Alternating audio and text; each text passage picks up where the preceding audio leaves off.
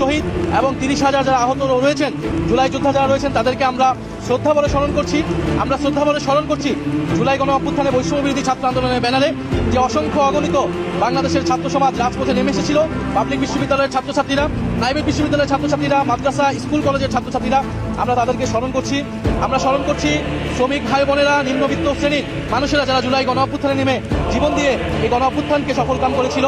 এবং আমরা স্মরণ করছি আমাদের নারী সমাজকে।